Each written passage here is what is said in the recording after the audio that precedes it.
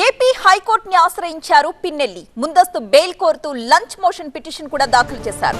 అయితే విచారణకు అనుమతించింది ఏపీ హైకోర్టు. మరి కాసేపట్లో ఈ పిటిషన్ పై ఏపీ హైకోర్టులో విచారణ జరగబోతోంది. మాచర్ల ఎమ్మెల్యే పిన్నెల్లి రామకృష్ణారెడ్డిని పట్టుకోవడం కోసం పోలీసులు అష్టకష్టాలు పడుతున్నారు. పోలింగ్ కేంద్రంలోకి వెళ్లి ఈవీఎం ధ్వంసం చేసిన కేసులో A1 గా నమోదు చేసిన పోలీసులు ఆయనపై లుకౌట్ నోటీసులు కూడా జారీ చేశారు. ప్రత్యేక బృందాల్ని రంగంలోకి దించి గాలింపు చేస్తున్నారు. అయినా పిన్నెల్లి ఆచూకీ మాత్రం ఇంతవరకు దొరకలేదు. నిన్న హైదరాబాద్ లో ఉన్నట్టుగా గుర్తించిన పోలీసులు పట్టుకోవడం కోసం వెళ్లారు. కానీ పిన్నెల్లి ఆచూకీ లేదు. ఆయన కారును సీజ్ చేసిన పోలీసులు డ్రైవర్ ని మాత్రం అదుపులోకి తీసుకున్నారు. అయితే ఇప్పటి వరకు అజ్ఞాతంలో ఉన్న పిన్నెల్లి తాజాగా హైకోర్టులో ముందస్తు బెయిల్ పిటిషన్ వేయడమే ఇప్పుడు చర్చనీయాంశమవుతున్న అంశం. ఏపీ హైకోర్టును ఆశ్రయించారు పిన్నెల్లి. ముందస్తు బెయిల్ కోరుతూ లంచ్ మోషన్ పిటిషన్ కూడా దాఖలైంది. దీనికి అనుమతి ఇచ్చింది ఏపీ హైకోర్టు. మరి కాసేపట్లో పిటిషన్ పై ఏపీ హైకోర్టులో విచారణ ప్రారంభం కాబోతుంది.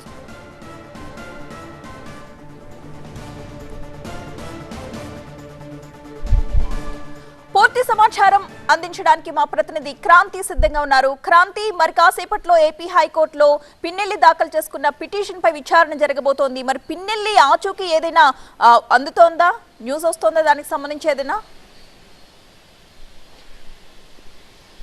ఇప్పటి వరకు అయితే తను పట్టుకోవడానికి తెలంగాణ పోలీసులతో పాటు ఆంధ్ర నుంచి వెళ్ళినటువంటి 4 ప్రత్యేక బృందాలు హైదరాబాద్తో పాటు అటు తమిళనాడులో మరో 2 ప్రత్యేకమైనటువంటి బృందాలు కూడా గాలిస్తున్నాయి. అయితే మరికొద్దిసేపటి క్రితమే కోర్టులో, నరసరావుపేట కోర్టులో పిన్నెల్లి లొంగిపోయేటటువంటి అవకాశం ఉందంటూ కూడా పోలీసులకు సమాచారం అందడంతో అక్కడ కూడా అలర్ట్ అయినటువంటి పరిస్థితి కనిపిస్తుంది. సో ఇలాంటి అనూహ్య తరుణంలో కోర్టులో పిటిషన్ వేయడం కూడా ఇప్పుడు చర్చనీయాంశంగా మారింది. ఈ కేసుకు సంబంధించి A1గా ఉన్నాడు ఇందులో. దీనికి సంబంధించి కూడా పిటిషన్ ముందస్తు బెయిల్ కోరుతూ కూడా పిటిషన్ దాఖలు చేయడం జరిగింది. దాదాపు పోలీసులు ఇందులో 10 సెక్షన్స్ నమోదు చేశారు. ఐపీసీ సెక్షన్స్ తో పాటు పిఆర్ యాక్ట్ కింద కూడా కేసులు నమోదు చేసినటువంటి పరిస్థితి కనిపిస్తుంది. ఇక మరిన్ని కేసులు యాడ్ చేసేందుకు కూడా కోర్టులో మెమో కూడా దాఖలు చేశారు. 307 యాడ్ చేసేందుకు కూడా పోలీసులు ప్రయత్నాలు చేస్తున్నటువంటి తరుణం. మరోపక్క పోలీసులు దాదాపు గత 2 రోజులుగా పిన్నెల్లి కోసం దాదాపు తెలంగాణతో పాటు అటు తమిళనాడులో కూడా ముమ్మరంగా గాలిస్తూ ఉన్నారు. కానీ ఇప్పటి వరకు కూడా ఎక్కడ ఆచూకీ దొరికినటువంటి పరిస్థితి లేదు. మరోపక్క దీనికి సంబంధించి పిన్నెల్లిని త్వరలోనే పట్టుకుంటామని చెప్పి కూడా డీజీపీ ఈసీకి నివేదిక ఇవ్వడం జరిగింది. సో ఈసీ నుంచి కూడా పూర్తి స్థాయిలో వెంటనే అరెస్ట్ చేయాలి, చర్యలు తీసుకోవాలని చెప్పి కూడా ఒత్తిడి పెరుగుతున్న నేపథ్యంలో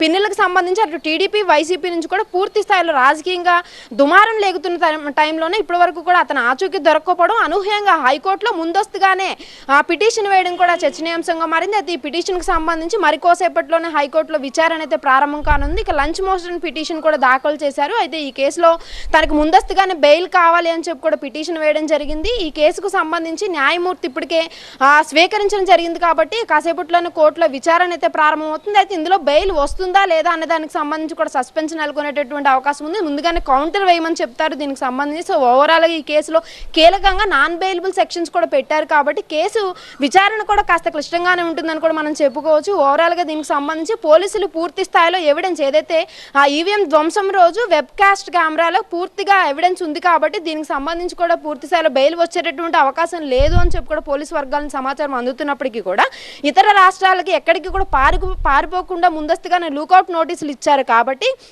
ఖచ్చితంగా ఏదో రకమైన సడలింపులు తీసుకునేటటువంటి ప్రయత్నం అయితే రామకృష్ణ కూడా చేస్తున్నటువంటి పరిస్థితి మనకు ఓవరాల్గా కనిపిస్తుంది. సో దీనికి సంబంధించి అయితే మరి కాసేపట్లోనే ఏపీ హైకోర్టులో అయితే విచారణ ప్రారంభం కానుంది.